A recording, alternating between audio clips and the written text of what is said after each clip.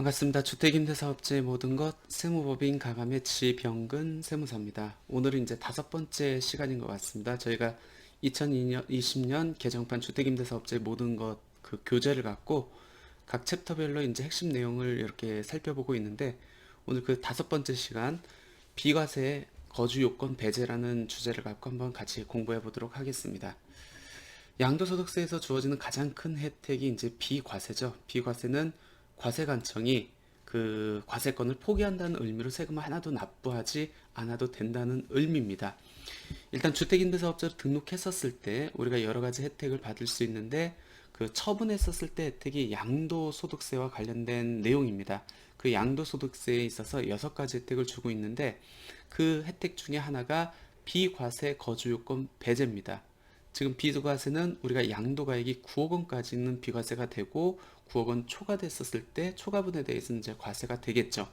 근데 과세권을 과세관청이 포기를 하다 보니까 그 비과세 요건이 다소 까다롭게 규정되어 있습니다. 보면은 1세대가 1주택을 2년 이상 보유, 그 다음에 2017년 8월 3일 이후에 조정대상 지역 내에서 취득하는 주택은 2년 이상 보유에다가 2년 이상 거주 요건이 이제 추가가 됐습니다.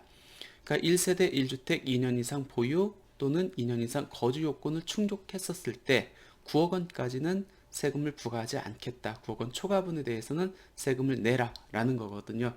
그 세부 요건을 한번 살펴볼까요? 1세대입니다. 세대를 따질 때는 일단은 본인을 기준, 즉 양도자를 기준으로 해서 그 배우자를 기준으로 합니다. 그러니까 양도자와 그 배우자를 기준으로 해서 위, 아래, 옆이라고 생각하시면 굉장히 쉽게 접근할 수 있습니다. 위라는 거는 본인, 그 다음에 배우자의 직계 존속을 의미하겠죠. 그 다음에 아래라는 거는 본인과 배우자의 직계 비속을 의미하고, 옆이라는 것은 본인과 배우자의 각각 형제 자매를 의미합니다. 근데 이때 중요한 게 위아래, 즉 직계 존속과 직계 비속은 그 배우자를 포함한다는 거, 그리고 형제 자매는 그 배우자를 포함하지 않는다는 거. 예를 들어서 매형이 주택이 한 채가 있고, 그 다음에 제가 주택이 한 채 있다고 가정을 해볼게요. 그럼 나를 기준으로 해서 누님은 형제 자매 같은 세대에 포함이 되는데, 형제 자매의 배우자인 매형은 저의 동일 세대 요건에 충족되지 않습니다. 그럴 경우에 내가 매형 댁하고 같은 주소에서 담고 생활을 같이 한다 할지라도 매형은 나하고 동일 세대가 아니기 때문에 내 주택을 팔 때는 나는 1세대에 해당돼 가지고 비과세를 적용받을 수 있다는 겁니다.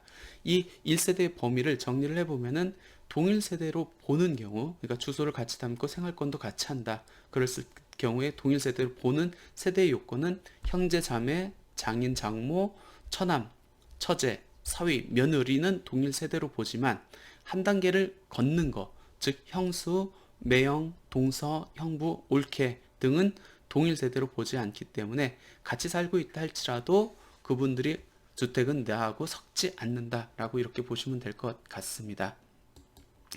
중요한 게 아까 제가 세대를 기준을 말씀드릴 때 배우자를 전제 조건으로 하고 있습니다. 나하고 배우자를 기준으로 위, 아래, 옆이라고 말씀을 드렸는데, 중요한 게 그럼 배우자가 없는 경우에 세대를 어떻게 봅니까?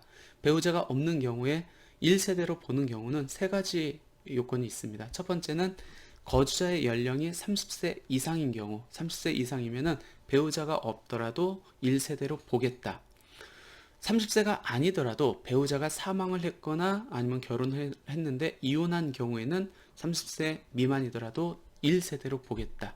그리고 세 번째 요건은 뭐냐면 기준 중위소득의 40% 이상 소유하고 주택을 관리 유지하면서 독립된 생계를 유지할 수 있는 경우에는 30세 미만이더라도 주택 동일 1세대로 독립세대로 보겠다는 겁니다. 2020년 기준 중위소득이 175만 4천 원이 됩니다. 여기에 이제 40%니까 70만 2,877원이 돼요. 그러니까 한 달 월 수입이 70만 2,877원을 넘고 주소를 달리하고 있고 또 그 자녀가 주택을 관리 유지하면서 독립된 생계를 유지하고 있었을 때는 만 30세 미만이라 할지라도 별도의 세대로 보겠다는 의미입니다. 그럼 제가 1세대의 요건은 말씀을 드렸고 1주택 한번 볼까요? 1주택은 의미는 양도소득세에서 주택이라는 의미는 공부상 의미를 의미하는 건 아니고 상시 주거용으로 사용하는 건물을 말을 하고 있습니다. 따라서 이제 건축물 대장 등이 공부상 용도가 아니고 실제 사용 용도를 판정하고 있고, 그 다음에 비과세가 되는 금액은 양도가의 9억 원까지다. 실무적으로 1주택에 대해서 많은 다툼이 있는 부분이 첫 번째가 무허가 주택입니다. 특히 시골 같은 거에 건축물 대장만 있거나 건축물 대장이 있고 등기가 안 돼 있는 건물, 또는 건축물 대장도 없지만 실제 주거로 사용하고 있는 건물, 이것도 다주택에 들어갑니다. 그러니까 이 부분은 많이 빼고 생각해 가지고 비과세 요건을 판정하고 있는데 조금 조심하셔야 될 것 같고요. 그 다음에 가장 다툼이 되고 있는 게 오피스텔인 것 같아요. 오피스텔은 주택으로 쓰면은 주택으로 보고 양도소득세는, 주택으로 안 쓰면은 이제 주거로 보지 않는데, 많은 사람들이 오피스텔을 분양을 받아가지고 부가세 환급도 받고 사업자 등록증도 있어가지고 매번 부가세 신고를 합니다. 했기 때문에 나는 요 오피스텔은 주거로 안 본다 라고 이렇게 많이 생각을 하고 있는데, 실질적으로 사업자 등록을 여부, 그 다음에 내가 그동안 세무에 부가세 신고를 한, 과세관청에 부가세 신고를 한 데이터, 이런 것들은 중요하지 않아요. 그 주택의 임차인이 실제 주거로 사용하고 있느냐 아니면 주거로 사용하고 있지 않느냐 여부에 따라서 주택을 판정해야 됩니다. 그러니까 설령 전입으로 안 돼 있고 계속 부가세 신고를 했다고 할지라도 실제 임차인이 주거로 쓰고 있는 경우에는 주택으로 보고 있다는 거. 가끔씩은 과세관청에서 현장 확인을 나갑니다. 왜 그러냐면 비과세는 세금을 내고 안 내고의 문제이기 때문에, 거꾸로 얘기하면 과세관청에서 그만큼의 세금을 걷어 들일 수 있느냐 없느냐의 문제입니다. 그러니까 세금 차이가 엄청 많이 날 수 있어요. 때에 따라서는 몇 억이 왔다 갔다 할 수 있습니다. 그렇기 때문에 과세관청도 비과세 요건에 대해서는 좀 더 철저하게 검증을 하고 있고, 때에 따라서는 오피스텔 같은 경우에는 현장을 확인해서 실제 임차인이 주거로 사용하고 있는지 여부를 확인하고 있으니까 특히 조심하셔야 될 것 같습니다. 그럼 1세대가 1주택을 2년 이상 보유를 해야 비과세 요건이 충족돼서 세금을 안 낼 수 있습니다. 이때 보유를 따질 때 취득일부터 양도일까지 그 보유 기간이 2년만 넘으면 됐었죠. 근데 이게 2021년 1월 1일 양도분, 내년 양도분부터는 그 기산일에 달라집니다. 예를 들어서 ABC 세 채의 주택이 있다고 가정을 해볼까요? 만약 올해까지 양도할 경우에 보유기간, 즉 2년 비과세 2년을 충족하는 그 여부는 어떻게 따졌냐면, A주택을 먼저 팔았습니다. 세금 내고, B주택을 팔았습니다. 세금 냈다고 가정을 하고, 마지막 C주택이 있었을 때 C주택의 취득일로부터 양도일까지 이 기간이 2년만 넘으면은 비과세 요건을 충족한 걸로 봐서 비과세를 적용받을 수 있었습니다. 하지만 2021년 1월 1일 양도분부터는 어떻게 비과세 그 보유 기간을 기산을 하냐면, A주택을 팔고 세금 내고 B주택을 팔고 세금을 냈습니다. B주택을 팔고 나서 비로소 C주택 한 채만 남았습니다. 그때부터 보유기간을 기산한다는 거예요. 그럼 그 전까지, 즉 C주택이 홀로 남기 전까지 가지고 있던 보유기간은 아무 의미 없어집니다. 따라서 C주택 홀로 남았을 때 이 부분부터 보유기간을 기산하기 때문에, 그때부터 보유기간 2년을 충족하지 않으면 비과세 요건을 충족하지 않았다고 해가지고 비과세를 적용받을 수 없습니다. 이 부분 특히 조심하셔야 될 것 같고요. 내년 양도분부터 적용되니까 요건 충족을 하고 꼭 양도를 하시기 바랍니다. 문제는 뭐냐면, 1세대가 1주택을 2년 이상 보유를 하면은 비과세가 적용됐었어요. 근데 이 보유 요건만 있었는데 갑자기 이제 거주 요건이 들어왔죠. 2017년 8월 3일 이후에 어디에 조정 대상 지역 내 주택을 취득한 사람들은 보유 요건뿐만 아니라 2년 거주 요건을 충족해야만 비과세를 해주겠다고 그 규정이 됐습니다. 현재 조정 대상 지역은 2020년 3월 1일 현재 이렇게 됐습니다. 서울은 전 지역이 포함이 되고 경기도에 이렇게 들어가고 세종시가 전 지역이 다 포함이 됐습니다.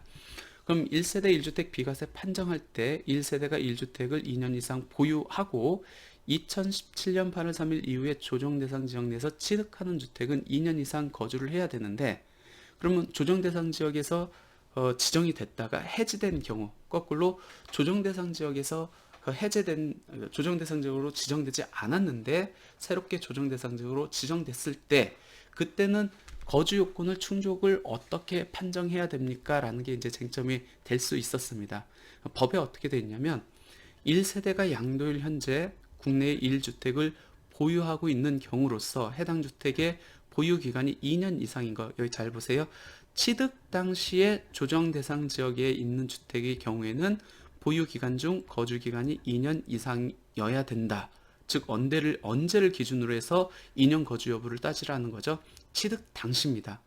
참고로 양도소득세는 중과 여부를 양도 당시를 기준으로 따지고 있는데 이 1세대 1주택 비과세 요건 중에 거주 요건은 취득 당시를 기준으로 판정을 한다.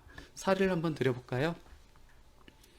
2018년 4월 1일에 경기도 용인시 수지구에 소지하고 있는 A주택을 취득해가지고 올해 5월달에 양도한다고 가정을 해볼게요. 양도 당시 요 A주택만 한 채만 가지고 있었습니다. 그러면은 경기도 용인시 수지구는 2018년 12월 31일 날 조정 대상 지역으로 지정됐습니다. 그러면은 요 A주택은 양도 당시에는 당연히 조정 대상 지역 내에 있었지만 취득 당시에는 조정 대상 지역이 아니었죠. 그러면 이 주택만 갖고 있다고 가정했을 경우에 이 주택은 취득 당시에 조정 대상 지역이 아니었기 때문에 2년 거주 요건이 없어도 즉 2년 보유만 해도 비과세를 적용받을 수 있다는 겁니다. 그래서 이 사례 같은 경우에는 설령 양도 당시 조정 대상 지역으로 지정되어 있다 할지라도 취득 당시에 조정 대상 지역으로 지정되어 있지 않았기 때문에 거주 요건을 충족하지 않아도 보유 요건만 충족해도 비과세가 된다는 얘기고요. 두 번째는 조정 대상 지역으로 지정됐었는데 양도일 당시 조정 대상에서 해제된 케이스입니다. 한번 볼까요? 2018년 4월 1일 부산광역시 해운대구에 소재하고 있는 A주택을 취득해서 올해 5월달에 양도한다고 가정해 보겠습니다. 주택은 요것만 있고요. 부산광역시 해운대구는 2017년 9월 6일 조정 대상 지역으로 지정됐는데 2019년 10월 8일 날 조정 대상 지역에서 해제가 됐습니다. 그럼 어떤 얘기죠? 내가 부산에 있는 주택을 취득할 당시에는 조정 대상이었는데 이 주택을 양도할 당시에는 조정 대상 지역에서 해제가 됐다는 얘기입니다. 근데 거주 요건 판정은 언제를 기준으로 한다고요? 취득 당시. 따라서 요거는 이 케이스에서는 양도 당시에는 조정 대상 지역이 아니라 할지라도 취득 당시에 조정 대상 지역으로 지정됐기 때문에 반드시 2년 거주 요건을 충족해야만 비과세를 적용받을 수 있다라고 보시면 될 것 같습니다. 그럼 조정 대상 지역 내에 있는 주택은 이 주택을 2017년 8월 3일 이후에 취득하면 반드시 2년 거주 요건을 충족해야 되는데 주택 임대사업자로 등록해가지고 일정 요건을 충족한 사람은 설령 2017년 8월 3일 이후에 조정 대상 지역 내에서 주택을 취득했다 할지라도 거주 요건을 배제를 시켜준다는 특혜입니다. 거주 요건을 배제했다는 요건은 뭐죠? 보유 요건만 충족하면은 비과세 혜택을 주겠다는 겁니다. 한번 요건 한번 볼까요? 의무 임대 기간을 준수를 해야 됩니다. 우리가 의무 임대 기간이라는 거는 단기 임대로 등록했을 때는 4년, 장기 임대로 등록했을 때는 8년이라겠죠. 굳이 8년 장기 임대로 등록해야만 요 혜택을 부여해 주는 건 아니고 4년 단기 임대로 해도 요 혜택을 부여해 주겠다는 겁니다. 그리고 임대료 증액자는 반드시 준수를 해야 되고요. 요거는 양도소득세니까 국세 혜택이겠네요. 따라서 지방자치단체 및 세무서 양쪽 다 주택임대사업자로 등록을 해야 됩니다. 지금부터 우리가 이제 오늘부터 해가지고 양도소득세에 대한 다양한 혜택을 볼 텐데 그 혜택을 적용받기 위해서는 대표적인 게 면적 요건과 가액 요건을 충족해야 되는데 너무나 감사하게도 이 거주 요건, 배제 요건은 면적 요건이 없고 가액 요건이 없습니다. 단지 임대주택으로 등록해서 그 임대 유형에 따라 의무 임대 기간을 준수하면 되고 5% 증액 제한만 준수하면 됩니다. 굉장히 큰 혜택이었죠. 만약 서울에 똘똘한 한 채를 투자를 하고 싶어 가지고 부산에 사는 한 사람이 서울의 강남의 주택을 취득했습니다. 그 주택이 국민주택 규모를 초과를 했다고 할게요. 그리고 가액도 6억 원이 넘는 고가주택이라고 가정을 해보겠습니다. 그 주택을 사가지고 부산에 있기 때문에 거주를 못 하잖아요. 2년 거주를 해야 비과세를 적용받는데 그래서 임대사업으로 등록을 했습니다. 8년짜리로 굳이 등록할 필요가 없었겠죠. 4년 단기 임대로 하고 4년 있다가 매매를 합니다. 분명 이 사람은 거주를 못했죠. 거주를 못했음에도 불구하고 주택임대사업자로 등록해서 요건 충족을 했기 때문에 2년 보유 요건만 충족하면은 비과세를 적용받을 수 있는 상당히 큰 혜택이었습니다. 근데 정부가 이 큰 혜택을 눈치를 챘습니다. 그래서 주택임대사업자에 대한 세제 혜택을 계속적으로 이제 축소해 가고 있죠. 따라서 2019년 12월 16일 날 1216 부동산 대책에서 주택임대사업자에 대한 세제 혜택을 너무 많이 부여했기 때문에 그 중에 하나인 이 거주요건 배제 혜택을 이제는 적용하지 않겠다 해가지고 이 조문을 삭제를 시킵니다. 따라서 2019년 12월 17일 이후에 주택임대사업자로 등록하는 사람들은 설령 주택임대사업자로 등록한다 할지라도 더 이상은 2년 거주요건 배제 요건을 2년 거주요건 배제 혜택을 부여하지 않고 그때에도 2년 거주를 해야만 비과세 혜택을 주겠다고 세법을 개정해 놨습니다. 근데 그 이전에 등록한 사람, 그러니까 2019년 2월 16일 이전에 이미 등록한 사람들은 설령 그 주택을 2020년 2월 11일 이후에 양도한다 할지라도 종전 규정, 즉 거주요건 배제는 그대로 적용받을 수 있다.